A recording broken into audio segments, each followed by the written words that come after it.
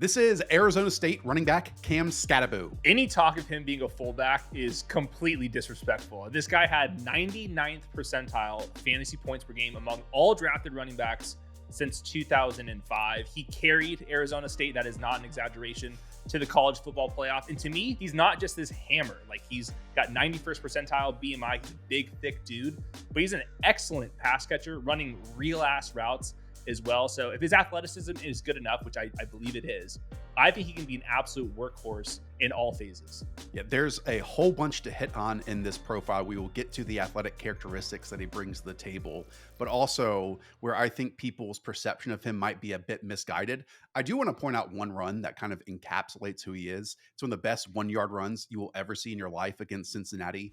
Two nearly unblocked defenders at the line of scrimmage meet him 5 yards in the backfield. He stays on the edge of both immediately after taking the handoff, has enough speed to turn the corner, which again, I think is being undersold by him, and then finishes over another Bearcat at the goal line for a walk-in touchdown. Like you said, a lot of people just think he's this straight line hammer. I see more. I think somehow, some way, he has this blend of elegance, smoothness. He's a bit bendy. He has more lateral lean, but we all know that when the run is up and he meets a square defender in the hole, he will lower his shoulder and attack the edge to pick up an extra 3, 4, or 5, if not just run over the dude. Yeah, my best trait, he's just the alpha of the field. You see it with the leg drive. I think his contact balance is really good. He fights for extra yards. And one thing he does really well is, since he is so dense and low to the ground, he actually uses his arms in really cool ways, not just for stiff arms, but to keep his balance up, and then he can churn his legs to fight for extra yards. He's built really stocky,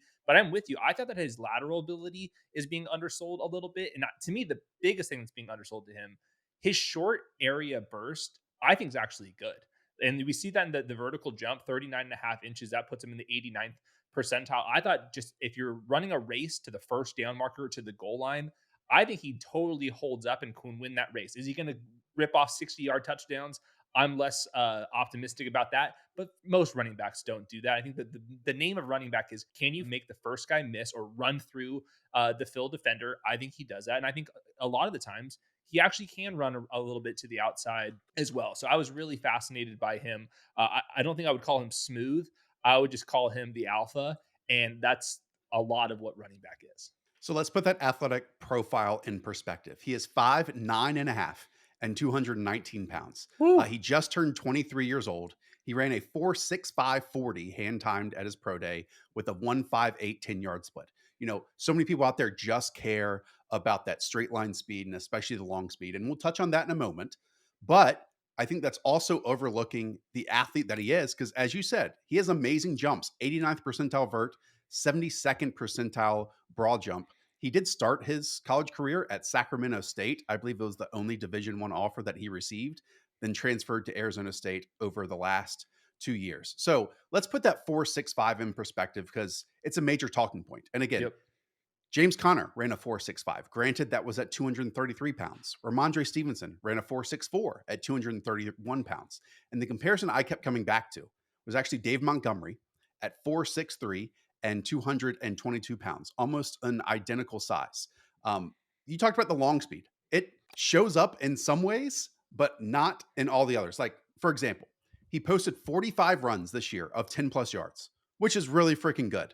But only 3 of those ended in a touchdown, and 2 were versus the Utah Utes, which he just ran over them. So to me, he kind of lacks that final gear that we've talked about with some other running backs in this class, that as soon as they get parallel with the safeties or the corners or don't get hawked from behind, I don't think he necessarily has that pull away speed to then totally in drives and convert, 6-point plays on those. At the same time, though, I do want to mention, as you talked about his receiving game, he did have 13 receptions of 15 plus yards, and 3 of those ended in a touchdown of 33, 36, and 50 yards. So the dude is a weapon in the receiving game. Oh, absolutely. 99th percentile in receiving yards per game among drafted running backs. 99th percentile. Like, we cannot just let that go by itself. Like, that is insane production. There was a couple double moves on the perimeter for big explosive plays. Yes, double moves on the perimeter for a 5'9", 220 pounder. He plays big, but he also has a little bit of finesse to his game. There's a Nimble.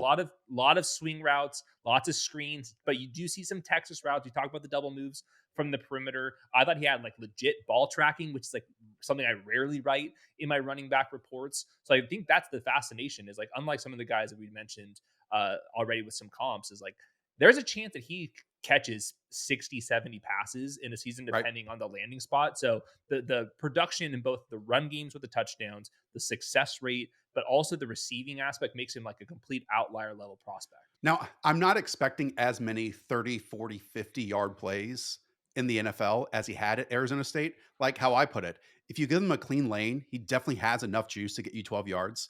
If you force single contact at him near the line of scrimmage, he has the Mhm. power to also get you 12 yards. Yeah. But he does seem to have enough speed to get to the edge, to win the corner, which to me is very important. And I actually think he's maybe being underappreciated in the zone runs too. And it's not just these gap power runs Mhm. between the tackles over and over. And I always bring this back to, athleticism and the running back position because it's a skill position. So many people just believe you have to be a top end athlete. And I love athletic testing. I think it's an awesome tool when it comes to evaluations, but I actually value it the least at the running back position. I mean, you've heard me say this before. I've said it with these other running back prospects, but Josh Jacobs, Bucky Irving, James Conner, Kyron Williams, Dalvin Cook, Ramondre Stevenson, Devontae Freeman, Frank Gore, etc., all range from average to flat out Mhm. bad athletes. And it's because if we're talking about straight line speed, if it takes you multiple points to get started and go in a straight line, that's equal to someone who wastes no movement. Their eyes Yeah. and their feet are connected. You're efficient with your cuts, with again that bend and to get upfield. And to me, there is like zero fat to his game with a bunch Yeah. of that stuff.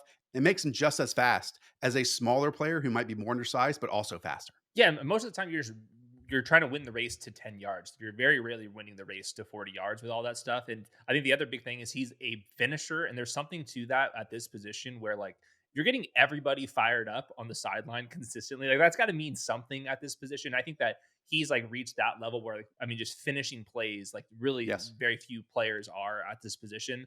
A couple weakness points real quick for Cam Skattebo. It's not just the long speed. I thought his pass protection was hilariously awful. Like you Yes. better keep your head on the swivel because he's coming for you.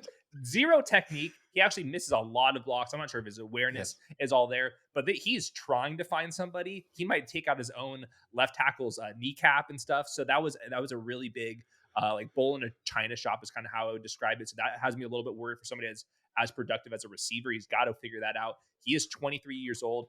I mentioned this on the Ashton Genty video. He also has had a major, major, major workloads. I think that'll be fine for his rookie contract, but just compared to that, with how he plays, I do have some longevity issues with somebody like him, but maybe he's just so dense and he's got so much drive that it won't end up mattering. But those are a couple of just like the weaknesses to his profile. To reiterate that point on pass protection, he had a shockingly low number of pass pro reps this year at just 38, according to PFF. And I think he legitimately watches Bill Goldberg WCW highlights before going into the arena because he's looking for a knockout blow every single time. There Yes. was one rep against BYU and a free blitzer. He tried to legit spear him. Yep. And he goes for that knockout blow over and over again. And that leads to, him stopping his feet, lunging. He also cut low a lot for a guy that's Yeah. 5'9.5" and 219 pounds. It's almost counterintuitive to how people again might perceive him and how he kind of breaks the mold and breaks the rules of what his body type is. I want to close with one quote though from, our Twitter buddy Jetpack Galileo, where if you're so nervous about who he is as an athlete, if Kyron Williams and Bucky Irving can be small and slow and good, why can't Cameron Skattebo be big and slow and good? Yeah. I mean, Because there's so it's many it's guys it's that very comp to him. similar types of Yeah. runners in that system, I feel like.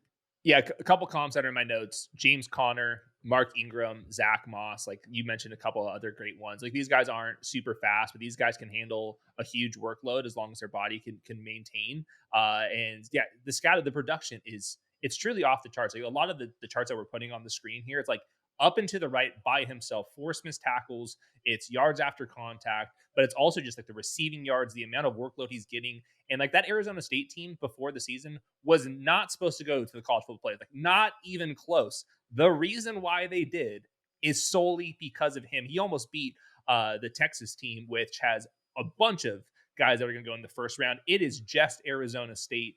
And I think that has to mean something there. So one of my favorite players to watch, absolutely. And Oh, I yeah. actually have like an early round 3 grade. Like I don't think that this is like some gimmick. Like I see a lot of the stuff that he does, like absolutely translating physicality in the NFL. Like, yeah, that matters. My comparison, I'll again say it, is like Dave Montgomery with the very low end being Jay Ajayi, who had some awesome seasons in the NFL. I am saving the James Conner comparison for another prospect in this class. So a little hint for you out there to hit that subscribe button and watch our other prospect profiles. Yeah, just to finish out with some of those stats, 1.95 yards per route run is the second best in this class for a dude that's an absolute hammer, right? The second most forced missed tackles at 103 in the 2025 class. Third in missed tackles forced per attempt at 0.35. And then he had 4.09 yards after contact, which is top 10 in this class too. So he's a fun one, man. Like if you want to install an identity on your team, and if he goes to a split backfield where he doesn't have to do all of the grunt work all the time, and he can at least be ball carrier for you inside the 10, inside the low red zone, and then he's supplemented by a purely explosive back, I also think he'll shock people with the explosives that he generates too. The more you dig into this class, it makes it more and more difficult to rank these guys in the top 10 because while some have an overlap, some are wildly different, but so many of them are super talented. Yeah, it's going to be hard to figure out exactly where in the top 5 I want to put him. There it is. All right. Like we said, if you missed any of other prospect profiles, they're down below in the channel. The best way to do that, if you're new around here, hit subscribe, leave a thumbs up, and we'll check you out in the next one.